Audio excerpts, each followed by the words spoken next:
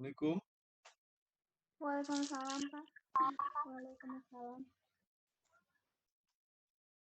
Ya, suara saya ada? Ada, Pak. Jelas ya? Baik. Bismillahirrahmanirrahim.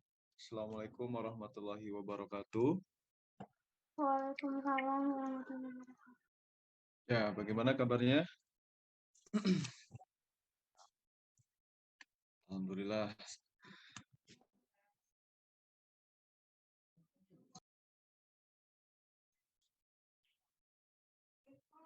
Ya, sebentar ya.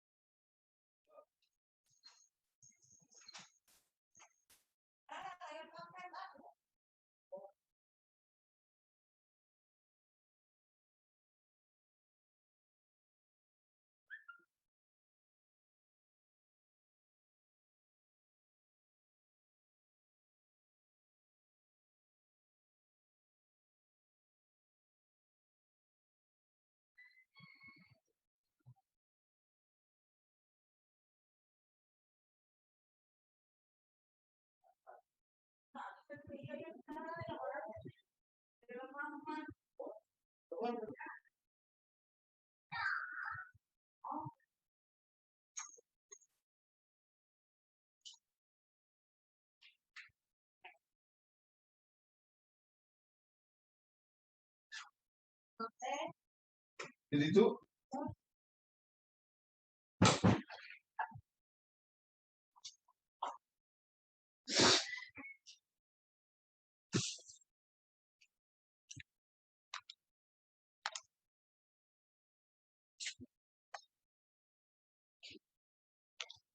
oke.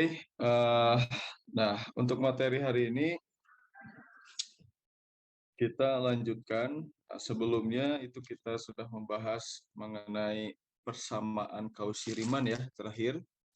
Nah, selanjutnya di sini akan dibahas mengenai apa itu yang disebut dengan fungsi analitik gitu ya. Nah, jadi suatu fungsi kompleks dikatakan analitik itu yang seperti apa? Baik. Nah, langsung saja. Adapun definisi dari fungsi analitik tersebut, nah sebagai berikut. Misalkan di sini ada Fz adalah suatu fungsi kompleks. Fz adalah suatu fungsi kompleks dengan daerah definisi df dan z anggota dari interior df. Fungsi f ini dikatakan analitik di Z0 jika f aksen z itu ada di semua z yang terletak pada suatu persekitaran, ya, pada suatu persekitaran di titik Z0, nah dengan jari-jari epsilon dari titik Z0. Oke. Nah, jadi katakanlah fungsi kompleks itu dia dikatakan sebagai fungsi yang analitik di suatu titik Z0 jika f aksen Z. Nah, artinya jika si fz ini turunannya itu ada di semua Z yang terletak pada suatu persekitaran titik Z0 itu dengan jari-jari epsilon. Nah, jadi kalau misalkan suatu fungsi fz itu dia mempunyai turunan di semua titik pada suatu daerah persekitaran titik Z0 tersebut, maka si fungsi tersebut dikarenakan dia analitik di titik tersebut. Nah, adapun fungsi yang analitik di seluruh bidang kompleks, nah di sini fungsi yang analitik di seluruh bidang kompleks itu disebut entire function atau holomorphic function, gitu ya. Nah, jadi kalau ini tadi dia yang mempunyai turunannya di semua daerah persekitaran titik Z0, maka fungsi tersebut dikatakan dia analitik di titik Z0 itu. Nah, sekarang ketika si suatu fungsi dia analitik gitu ya. Nah, berarti dia kalau dikatakan analitik itu dia mempunyai turunan di semua persekitaran titik gitu ya. Nah, di sini ketika fungsi yang analitik itu di seluruh bidang kompleks, jadi dia memenuhi karakteristik analitik gitu ya di seluruh bidang kompleks, maka fungsi tersebut disebut dengan holomorphic function. Nah, di sini oke. Nah, lalu titik Z0 itu juga bisa disebut sebagai titik singular jika FZ itu tidak analitik. Nah, jadi kalau misalkan suatu fungsi tersebut tidak analitik, nah berarti kalau tidak analitik itu dia, nah artinya bertentangan dengan definisi itu gitu ya. Artinya dia kontradiksi dengan definisi ini. Maka ketika tidak semua tidak semua jet yang terletak pada suatu persekitaran titik Z0 itu dia ada turunannya, maka si fungsi tersebut dikatakan tidak analitik gitu ya, atau tak analitik. Analitik itu harus semua di titik Z, di persekitaran titik Z0 itu dia harus mempunyai turunannya. Jadi si FZ itu harus terdefinisi turunannya. Nah, barulah si fungsi tersebut dikatakan analitik. Nah, ketika tidak semua titik Z0 gitu ya, tidak semua titik Z yang ada di sekitar titik Z0, maka tidak sehingga si FZ itu F aksen Z itu tidak terdefinisi, maka fungsi FZ tersebut dikatakan tak analitik. Nah, si titik yang mengakibatkan gitu ya, si FZ itu dia tidak mempunyai turunan, atau katakanlah FZ itu tidak terdefinisi, F aksen Z-nya itu tidak ada, sehingga si FZ itu tidak analitik di titik Z0, maka si titik Z0 tersebut itu dikatakan dengan titik singular. Jadi F aksen Z0-nya tidak ada gitu ya. Nah, maka si titik tersebut, si titik Z0 tersebut dikatakan titik yang singular. Gitu. Nah, namun setiap persekitaran dari Z0 memuat sedikitnya satu titik Z di mana FZ itu dia analitik. Oke. Titik Z0 disebut titik singular jika FZ tidak analitik di Z0, namun setiap persekitaran dari Z0 memuat sedikitnya gitu ya, satu titik Z di mana FZ itu dia analitik. Lalu fungsi yang merupakan hasil bagi dari dua entire function disebut dengan meromorphic function. Nah, jadi fungsi yang merupakan hasil bagi dari dua fungsi yang holomorphic tadi ya, artinya dia yang analitik di semua bidang kompleks. Nah, dia disebut sebagai meromorphic function. Nah, jelas bahwa jika F di sini analitik di Z0, maka F terdiferensiatkan di Z0. Nah, karena kan tadi syarat suatu fungsi dikatakan analitik itu ketika si fungsi tersebut dia mempunyai turunan di semua titik di sekitar titik Z0 tersebut gitu ya. Nah, maka si FZ di titik Z0 dia dikatakan analitik. Gitu. Nah, sekarang dari definisi ini ya bisa kita ambil kesimpulan bahwa fungsi yang analitik di titik Z0 ya dia otomatis terdiferensialkan di titik Z0. Artinya dia mempunyai turunan di titik Z0. Namun, nah sifat sebaliknya itu belum tentu benar. Nah, jadi belum tentu fungsi yang terdiferensialkan di titik Z0 dia analitik gitu ya. Dia analitik.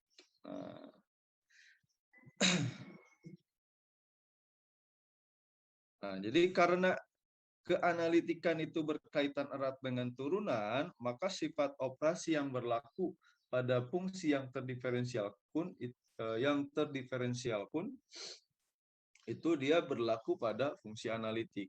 Nah, gitu ya. Jadi artinya sifat-sifat yang ada di fungsi tentang keterdiferensialan suatu fungsi, nah itu juga berlaku pada fungsi analitik. Gitu ya. Nah, jadi sifat operasi fungsi yang berlaku pada fungsi yang terdiferensialkan itu juga berlaku pada fungsi analitik. Nah, lalu di sini ada sifat fungsi analitik. Nah, sifat fungsi analitik. Oke. Nah, jadi sifat fungsi analitik ini dia sama dengan sifat-sifat yang ada di suatu fungsi yang terdiferensialkan. Jika FZ dan GZ ini adalah fungsi yang analitik di Z0, dan K ini adalah anggota dari bilangan kompleks, maka F ditambah GZ, K dikali FZ, F dikali G, F dibagi G, dan FOG-nya juga pasti dia analitik. Jadi kalau ada dua buah fungsi yang analitik, maka operasi penjumlahan, perkalian, pembagian dari fungsi-fungsi tersebut, nah termasuk komposisinya juga dia masih gitu ya, masih juga sebagai fungsi analitik. Nah, jadi untuk analitikan fungsi komposisi FOGZ di Z0 diperlukan syarat tambahan, yaitu GZ harus analitik di FZ0. Nah, sekarang misalkan contoh di sini, jika ada suatu fungsi FZ, nah, misalkan X kuadrat dikurangi IY kuadrat, maka nah, ini fungsi yang bagian realnya, UX, Y adalah X kuadrat, yang imajinernya adalah min Y kuadrat, sehingga nah, kita cari UX. Nah, nanti akan berhubungan dengan persamaan Cauchy Riemann ya. Nah, di mana persamaan Cauchy Riemann juga itu kan salah satu cara membuktikan untuk menunjukkan gitu ya, suatu fungsi itu terdiferensialkan atau suatu fungsi itu dapat diturunkan. Nah, jadi di sini berkaitan juga gitu ya di fungsi analitik ini. Nah, selanjutnya kita cari UX. Nah, ingat UX itu kemarin apa? UX itu sama dengan ya si DFZ ini diturunkan terhadap X gitu ya. Nah, maka ini X kuadrat turunannya 2X. Lalu UY, turunan si fungsi V ini terhadap UY. Nah, di sini turunan fungsi U ini terhadap Y ya 0, karena di sini kan nggak ada Y-nya ya. Jadi si X kuadratnya di sini dianggap konstan.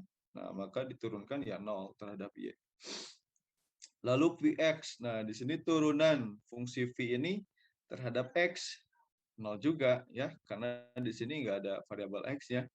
Jadi si min Y kuadratnya itu dianggap konstan. Dan Py, nah ini adalah turunan fungsi Pi terhadap Y. Nah, ini diturunkan dengan min 2Y. Agar F aksen Z ada, haruslah. Nah, ini syarat persamaan Cauchy ya yang kemarin. Agar F aksen Z ada, gitu, haruslah UX sama dengan PY yang mengakibatkan, nah dari sini UX sama dengan PY.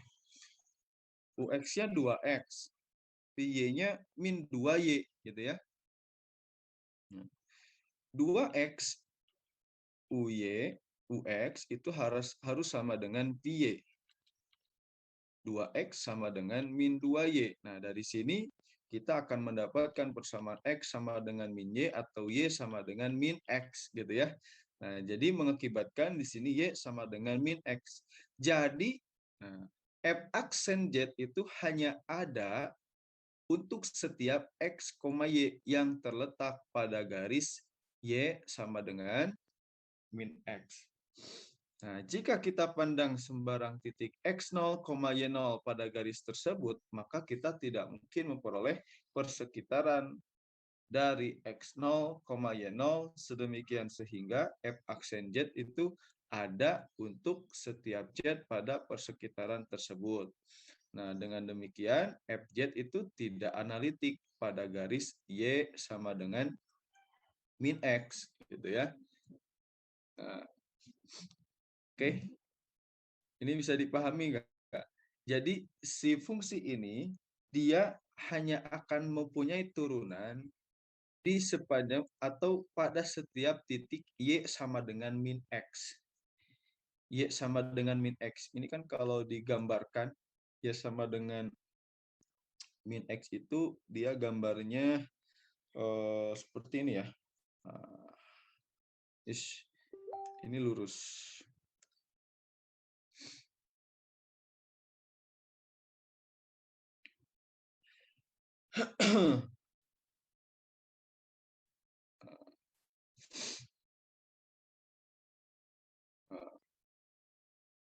Ini adalah garis Y sama dengan min X.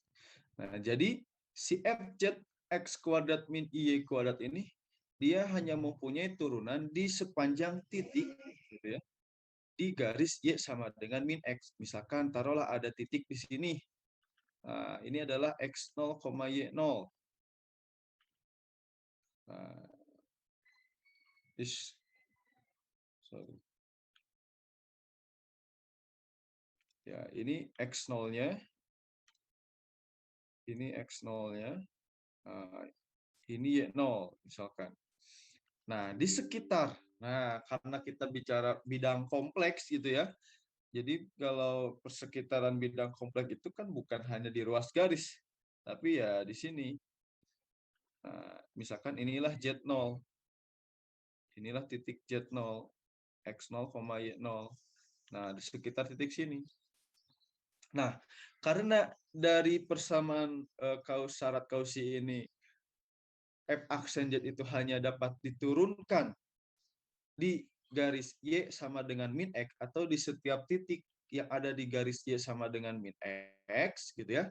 Maka daerah sekitar dari titik Z0-nya misalkan ambillah titik X0, Y0 di sekitarnya berarti dia tidak dapat diturunkan gitu ya. Nah, artinya bertentangan dengan definisi dari fungsi analitik tadi. Kalau fungsi analitik itu si FZ itu harus mempunyai turunan di setiap titik yang ada di sekitar titik Z0. Maka barulah fungsi tersebut dikatakan dia analitik di titik Z0. Ketika di semua titik yang ada di sekitar Z0 juga punya turunannya gitu ya. Nah, sedangkan ini di sini jelas F aksen Z-nya itu hanya ada di garis Y sama dengan min X. Nah, berarti di sekitar titik ini dia nggak mempunyai turunan. Nah, maka si F itu dia dikatakan tidak tidak analitik pada garis Y sama dengan min X. Akibatnya ya FZ tidak analitik di seluruh bidang kompleks gitu. Akibatnya FZ tidak analitik di seluruh bidang kompleks. Nah, jadi pada contoh ini terlihat bahwa meskipun FZ terdiferensialkan di setiap titik Y sama dengan min X, namun FZ tidak analitik. Nah, gitu ya. FZ ini terdiferensialkan pada garis Y sama dengan min X. Nah, tapi FZ itu tidak analitik.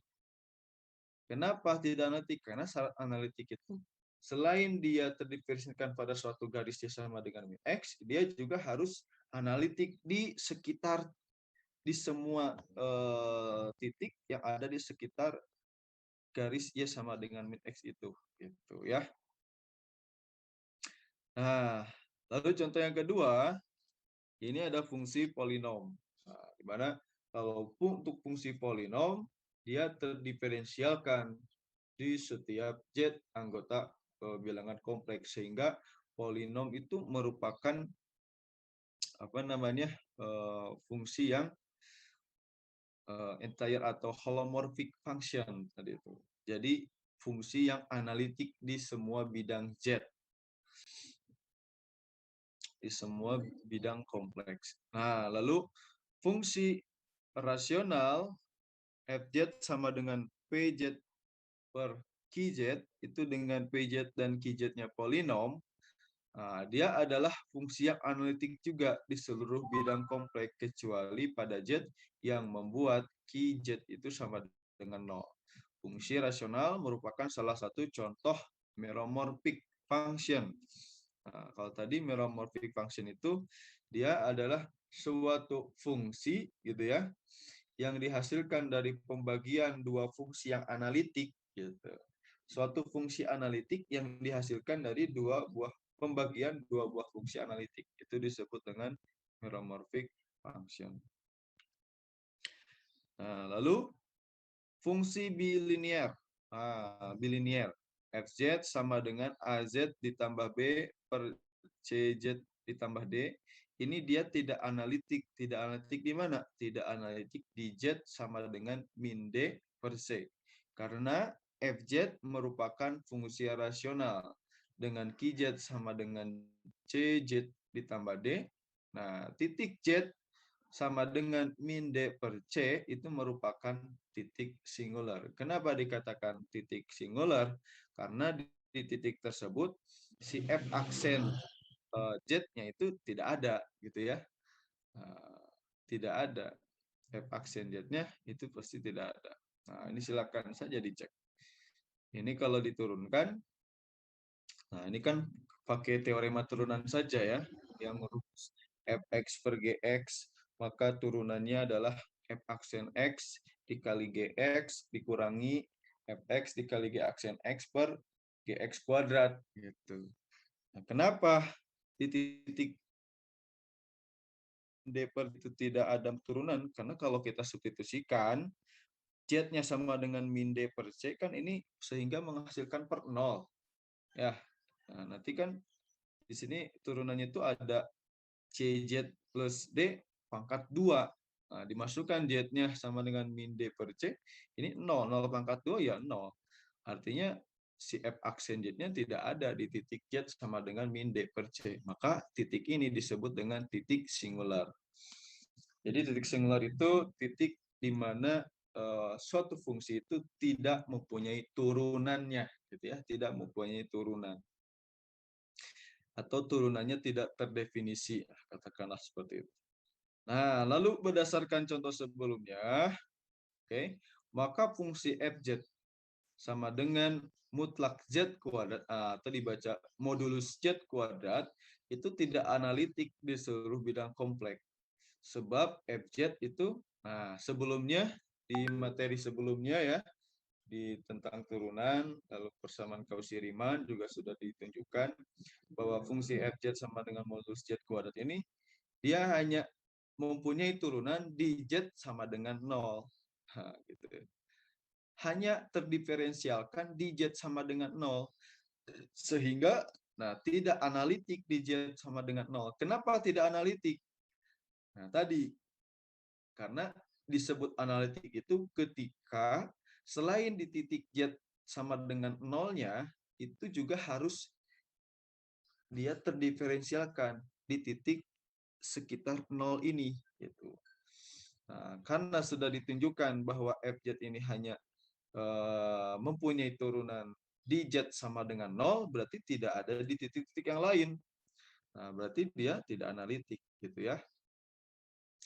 Nah, lalu contoh berikutnya, ini fungsi eksponen Fz sama dengan F pangkat Z, ini merupakan fungsi yang dia analitik di semua bidang ya, di semua bidang kompleks entire function gitu. Jadi ini di titik Z berapapun pasti ada turunannya gitu. Jadi tidak ada titik Z gitu ya di suatu bidang kompleks yang mengakibatkan Fz sama dengan F pangkat Z ini tidak mempunyai turunannya. Karena ini pasti akan selalu mempunyai turunan. Oke, nah berdasarkan persamaan Cauchy-Riemann, sifat keanalitikan fungsi itu dapat dikaitkan dengan suatu sifat fungsi, yaitu keharmonikan. Nah, di sini ada nanti disebut dengan fungsi harmonik. Sebelum kita kaitkan di antara keduanya, nah perlu didefinisikan dulu apa yang disebut dengan fungsi harmonik. Nah, adapun fungsi harmonik, nah itu didefinisikan sebagai suatu fungsi real dari dua variabel fx, y bila fx, y itu memenuhi persamaan diferensial parsial berikut. Nah, ini kalian belajar di kalkulus apa ya? Ubah banyak. Suatu fungsi real dua variabel fx, y disebut fungsi harmonik bila fx, y memenuhi persamaan diferensial parsial berikut. Nah, ini disebut dengan persamaan Laplace ya, nah, kalkulus. Oke. Jadi bagaimana persamaannya? Nah, jadi persamaannya itu do kuadrat f ya, do kuadrat f per d do x kuadrat ditambah do kuadrat f per do y kuadrat itu sama dengan 0. Nah, inilah yang disebut dengan persamaan diferensial parsial. Nah, dikenal sebagai persamaan Laplace. Nah, jadi ketika suatu fungsi dia memenuhi persamaan Laplace ini, maka fungsi tersebut dikatakan sebagai suatu fungsi yang harmonik. Gitu. Jika FZ analitik, maka bagian real dan imajiner dari FZ adalah fungsi-fungsi harmonik. Nah, di sini ada suatu teorema yang menyatakan gitu ya, bahwa jika FZ analitik, jika FZ-nya ini analitik, tadi analitik itu, dia mempunyai turunan di semua titik Z dan di sekitarnya, maka bagian real dan imajiner dari FZ, nah, maka bagian real dan imajiner ya, nah, berarti ini harus kedua-duanya, nggak boleh salah satu. Maka bagian real dan imajiner dari FZ itu adalah fungsi-fungsi harmonik. Nah, gitu. Jadi, nah salah satu cara ini teorema sudah dibuktikan kebenarannya ya. Nah, ini buktinya. Jadi salah satu cara untuk membuktikan atau menunjukkan suatu fungsi itu dia analitik, nah maka bisa ditinjau dari keharmonikan gitu ya, bagian real dan imajinernya. Ketika bagian realnya misalkan dia tidak harmonik, ya sudah dipastikan fungsi tersebut tidak analitik. Gitu. Begitupun sebaliknya. Kalau misalkan fungsi imajinernya itu tidak harmonik, maka si FZ juga tidak analitik gitu. Ya apalagi kedua-duanya gitu ya. Salah satu saja tidak harmonik, misalkan yang realnya harmonik, yang imajinernya tidak harmonik, berarti ya fungsi FZ tidak analitik. Ya apalagi kedua-duanya gitu ya. Real tidak harmonik, ini si imajinernya juga tidak harmonik, maka si FZ pasti dipastikan tidak analitik. Nah, adapun pembuktiannya di sini dimisalkan FZ sama dengan UX, Y ditambah IP X, Y. Nah, akan dibuktikan bahwa do kuadrat U do X kuadrat ditambah do kuadrat U do Y kuadrat itu sama dengan 0. Nah, ini kan akan membuktikan persamaan diferensial untuk bagian fungsi yang realnya ya, U-nya nih. Sekarang, nah yang bagian imajinernya juga sama. Karena FZ itu analitik, maka FZ terdiferensial di setiap Z anggota kompleks. Sehingga berlaku persamaan Cauchy-Riemann, yaitu, nah ini ingat persamaan Cauchy-Riemann, UX sama dengan PY, UY sama dengan min PX. Perhatikan bahwa UXX, nah jadi ini UXX ini artinya dia turunan kedua gitu ya dari UX. Turunan kedua dari UX adalah turunan pertama dari U gitu ya. UXX ini notasinya turunan kedua dari si U atau turunan dari UX ini. Dia harus sama dengan VXY sama dengan VYX. Nah, kalau VXY berarti ini adalah turunan PX terhadap Y gitu ya. Nah, terus si PX-nya nanti dicari dulu. VX adalah turunan V terhadap X. Nah, VXY berarti turunan PX terhadap Y. Nah, kalau ini PYX berarti turunan PY terhadap X. Nah, ini harus sama dengan min UYY. Artinya apa namanya? Turunan kedua dari fungsi U terhadap Y. Nah, sehingga diperoleh turunan kedua dari U itu sama dengan min turunan kedua dari Y. Atau atau ini ya. Nah, ini kan UXX plus UYY sama dengan 0 gitu ya. Turunan kedua dari U terhadap X ditambah turunan kedua dari U terhadap Y itu harus sama dengan 0. Nah, inilah persamaan Laplace. Nah, dengan cara yang sama diperoleh seperti ini. Oke, sehingga diperolehlah do kuadrat Pi per do X kuadrat ditambah do kuadrat Pi do Y kuadrat itu sama dengan 0.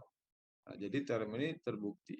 Dalam hal ini, PXY itu disebut harmonik sekawan dari UX, Y. Oke, PX, Y ini disebut harmonik sekawan dari UX, Y. Nah, jadi perhatikan bahwa sifat sebaliknya belum tentu benar, yaitu jika UXY dan VXY adalah fungsi harmonik, maka tidak dijamin bahwa FZ itu apa namanya fungsi analitik. Nah, contoh misalkan jika FZ sama dengan fungsinya conjugate Z gitu ya, sama dengan X min Y, maka kita cari nih. UX sama dengan turunannya ini terhadap X, si UX itu si fungsi U-nya kan berarti X ya, diturunkan terhadap X sama dengan 1, diturunin 1 kali lagi sama dengan 0. UY-nya diturunkan terhadap Y berarti ya 0 ya. Ini juga 0. PX itu berarti kan min Y. Diturunkan terhadap X ya 0. Turunan keduanya juga 0. Nah, sekarang diturunkan min Y diturunkan terhadap, nah di sini kan U itu sama dengan X, Pi sama dengan min Y. Nah, sekarang Pi Y, nah berarti ini turunannya terhadap Y sama dengan min 1, diturunkan 1 kali lagi, 0 ya. Nah, perhatikan bahwa UX, Y dan PX, Y itu memenuhi persamaan Laplace. Nah, tadi apa? Nah, persamaan Laplace itu kan tadi U XX gitu ya, ditambah apa namanya U YY itu sama dengan 0 gitu ya. Nah, di sini UXX-nya 0. Turunan kedua dari U 0, turunan kedua dari U terhadap Y juga 0. 0 tambah 0 ya 0. Sekarang turunan kedua dari V terhadap X-nya 0, turunan kedua dari V terhadap Y-nya juga 0. Dijumlahkan ya 0. Nah, di sini dia memenuhi persamaan Laplace. Namun si FZ tidak memenuhi persamaan Cauchy-Riemann. Tadi Cauchy-Riemann itu dia harus memenuhi apa? UX sama dengan VY ya. Lalu PY harus sama dengan min UX, min VX. Nah, sekarang coba.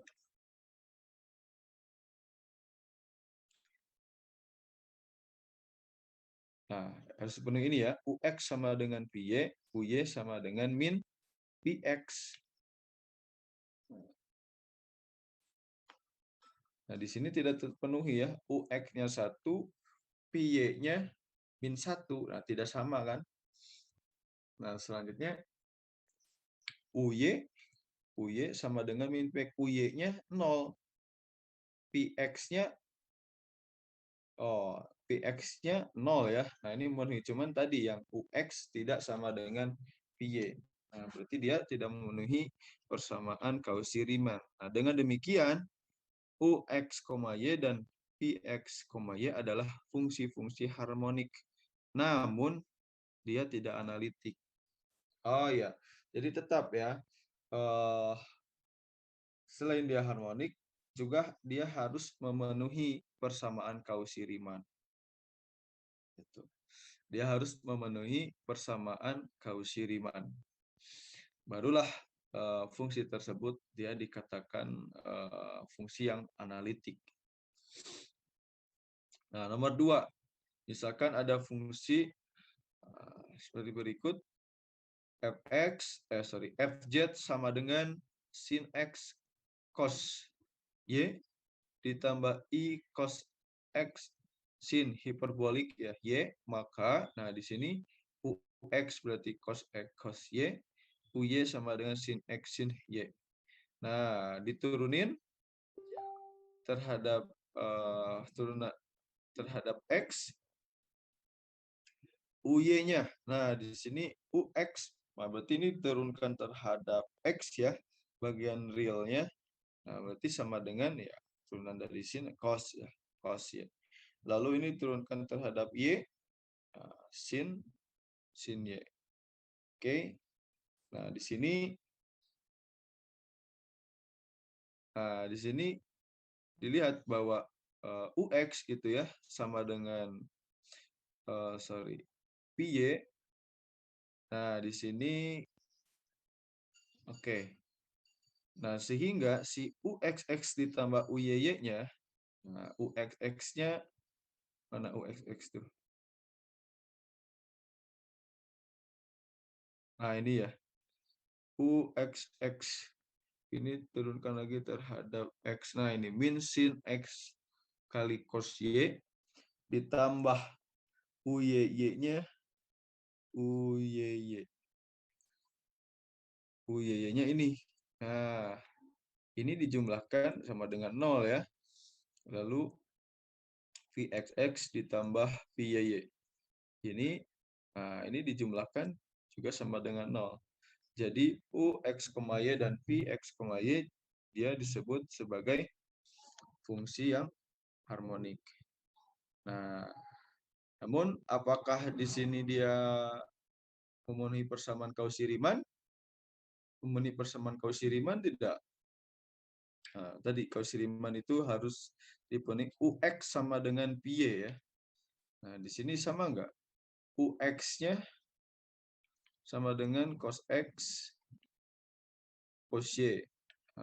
PY-nya sama dengan cos X cos Y. Oh, sama ya. Nah, sekarang satu lagi PX. UY itu harus sama dengan min PX. UY. UY-nya di sini mana UY? Nah, sin X sin Y ya. Sekarang PX-nya mana? PX-nya minus. Oke. Ya, berarti betul ya. Dia sama kan? Artinya si UY sama dengan minus dari VX gitu. UY sama dengan minus dari ini. Ini kan min kali min ini jadi plus ini kan. Berarti dia fungsi ini dia disebut sebagai fungsi yang analitik ya. Karena dia memenuhi persamaan Cauchy-Riemann. Seperti itu. Oke, sampai sini cukup dipahami, bisa dipahami tentang fungsi analitik. Bisa ya. Oke. Nah, jadi ini